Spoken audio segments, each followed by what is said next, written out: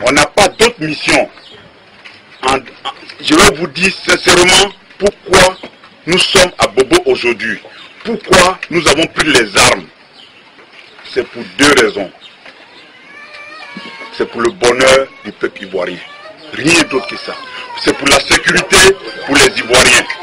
Quand je dis les Ivoiriens, c'est-à-dire tous ceux qui vivent sur le sol de Côte d'Ivoire, sans distinction de nationalité, ni d'ethnie, ni de religion. Nous sommes tous enfants de Dieu. Donc nous nous battons pour vous tous, sans exception.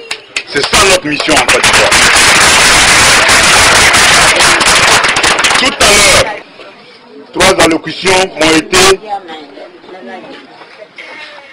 prononcées par 3 personnes dans la société civile, après les femmes et la jeunesse. Je demande de saluer ce monsieur qui est mon adjoint. Il faut vraiment le saluer. Je l'ai aidé pour son retard. Je l'avais envoyé en mission. Calmez-vous. Asseyez-vous, asseyez-vous, c'est bon.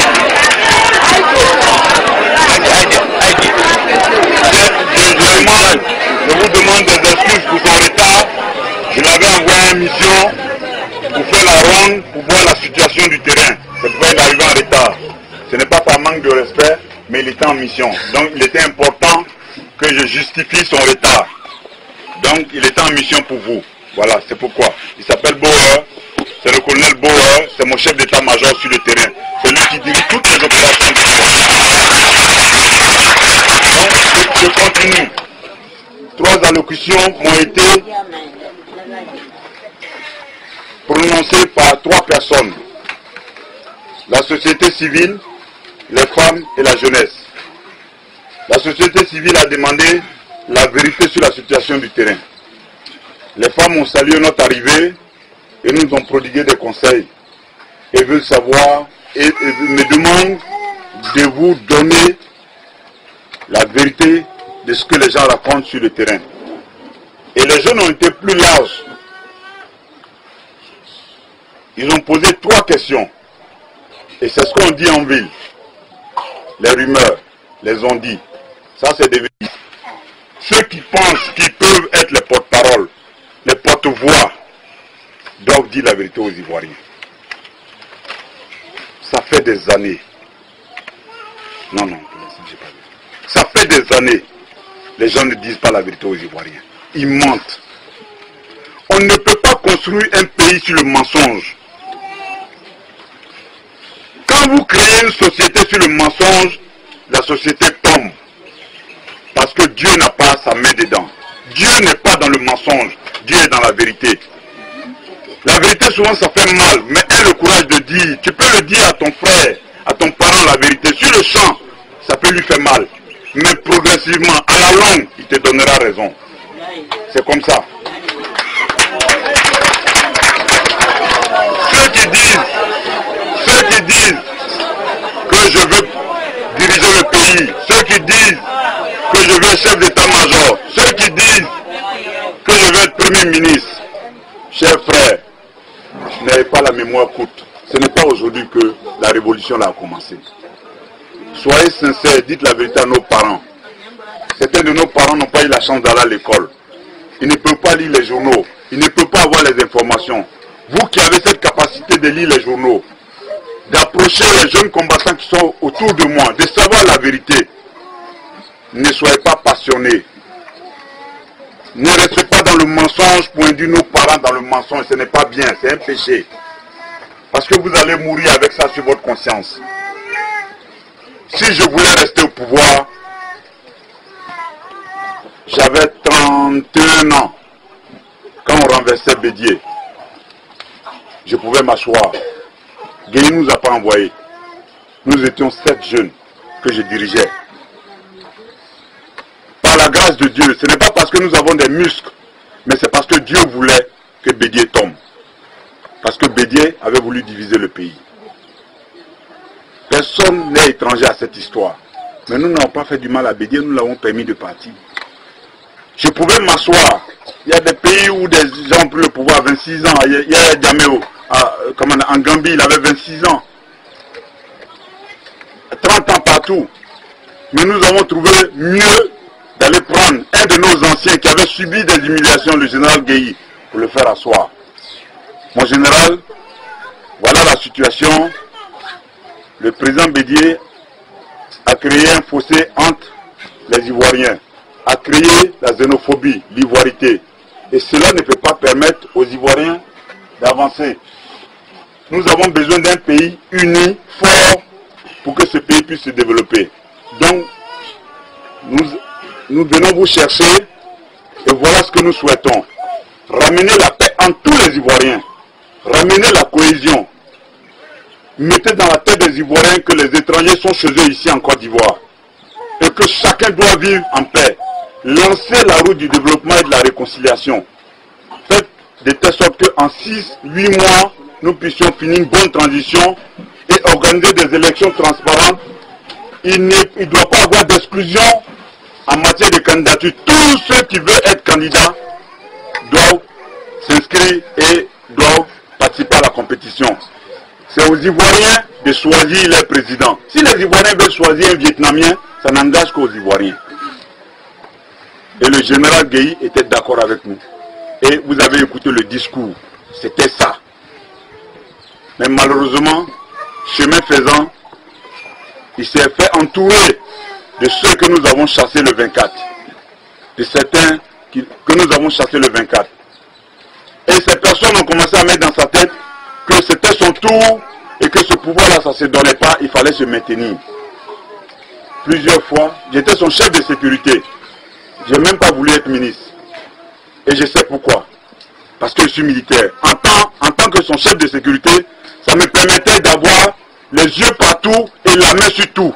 De savoir ce qui se passait. C'est trop facile de courir derrière des postes ministériels. Ce n'est pas ça le plus important. Quand tu sais ce que tu veux dans la vie, quand tu sais que tu es venu pour être l'esclave du peuple, ce n'est pas un poste ministériel, tu vas aller t'asseoir. Un ministre ne peut pas aller intervenir dans un endroit où le peuple est en danger. Ce n'est que les militaires qui peuvent le faire. Donc je suis resté dans ma position de militaire. J'étais son chef de sécurité, ça me permettait de voir clair sur tout ce qui se passait. Donc je voyais le balai politique qui se passait autour du général Gueye à vouloir l'obliger à rester au pouvoir. Plusieurs fois nous avons échangé, j'ai dit mon général, la parole c'est sacré. Quand tu prends l'engagement devant le peuple pour dire que nous venons pour une transition de 8 mois, nous sommes venus pour balayer la maison, tu ne peux pas changer chemin faisant en disant que non, tu n'es pas, il faut que toi tu sois candidat. Et pour être candidat, tu ne peux pas permettre aux autres d'être candidats. J'ai dit, je ne suis pas d'accord. Si tu penses que dans la transition, nous n'avons pas fini notre mission, mais prolonge la transition. Pour dire, voilà ce que tu veux faire, tu expliques bien au peuple, voilà ce que je veux faire, je n'ai pas fini, mais prolonge la transition, le peuple comprendra. Mais dis que toi tu vas te maintenir, il y a un problème. Donc c'était ça, le débat entre le général et moi, qui était mon patron. Ça n'allait pas. Il était inquiet parce qu'on lui disait, non, IB veut mettre Alassane au pouvoir, c'est pourquoi il ne veut pas que tu sois candidat. Voilà ce qu'on lui disait. C'était difficile, mais personne ne savait. Et on le poussait même à vouloir m'éliminer. Mais c'est Dieu qui élimine. C'est Dieu. Personne n'est immortel. Nous allons tous partir un jour. Mais il y a la manière de partir. Tant que tu es sur la vérité, tu seras là pour continuer ton chemin. C'est pourquoi je suis là. Donc, il a été monté un dossier pour dire non, le général est venu me voir un matin pour dire IB, il faut que tu aies prospecté 2 ambassades. L'ambassade de la Chine et l'ambassade du Canada. J'ai dit mon général, ça peut attendre. Quand nous allons finir la transition, dans quelques mois, nous allons finir la transition, j'irai prospecter. Il dit non, il faut que tu ailles maintenant. Dieu merci, il y a des gens qui sont vivants. L'ambassadeur Jean Wouignan était là. C'est lui qui a interviewé. Il est venu me voir à mon bureau, il m'a dit, IB, vas-y. Va, le général est ton patron, va faire ce qu'il t'a demandé de faire. Exécute, il n'y a aucun problème. Il dit, mais je t'enverrai un cadeau tout à l'heure. Et ce cadeau-là est très significatif. Ça va te dire beaucoup de choses. L'après-midi, son chauffeur est venu me voir, il m'a remis un cadeau emballé. J'ai déchiré le cadeau. Je vous dis tout cela pour vous démontrer à quel point les gens mentent. Et ce n'est pas bien. Je déchire le cadeau, c'est 3 singes en statue. 3 singes. Et une semaine après, tous ceux qui étaient avec moi, à commencer par Zagazaga et autres, les Watao que vous connaissez, les shérifs, tout ça, ont été arrêtés. C'est-à-dire toute la brigade spéciale qui assurait sa sécurité, il les a fait arrêter. On les a mis à la poudrière. Je ne vais pas prendre trop le temps pour vous expliquer ça. Donc voilà comment ça s'est passé. Et après, quand ça s'est passé comme ça, j'ai eu le général au téléphone. J'ai dit, mon général, qu'est-ce qui se passe? D'une affectation, d'une prospection, c'est une affectation. Il n'y a pas de problème. Mais qu'est-ce que mes collaborateurs, mes compagnons qui vous ont permis d'être au pouvoir ont fait pour se retrouver en prison? Oui, vous voulez me tuer? Oh, j'ai eu l'information, la certitude que vous voulez me tuer. J'ai dit, mon général, si on voulait vous tuer, il y a longtemps on l'aurait fait. Je pense que ce n'est pas la solution de mettre ces jeunes-là en prison. Démontrez au peuple que vous êtes un idole de la paix, parce que c'est ce que vous dites, que vous êtes un des produits purs du Faux-Boigny. Donc, démontrez par des preuves, en libérant ces jeunes pour dire, vraiment je voulais obtenir la libération de mes compagnons. J'ai dit, libérez ces jeunes et démontrez au peuple que ces jeunes voulaient vous tuer, mais vous, comme vous croyez en Dieu, vous les libérez et vous les laissez avec leur conscience. Il me dit, oui, j'ai compris.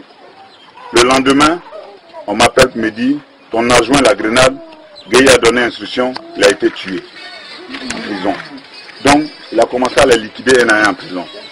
J'ai pris mon téléphone, j'ai appelé le général, il dit, mon général, mais vous oubliez vite, vous venez de tuer la grenade, mais sachez que vous allez tous nous tuer. À partir de cet instant, moi je te déclare la guerre. Je ne suis plus attaché militaire.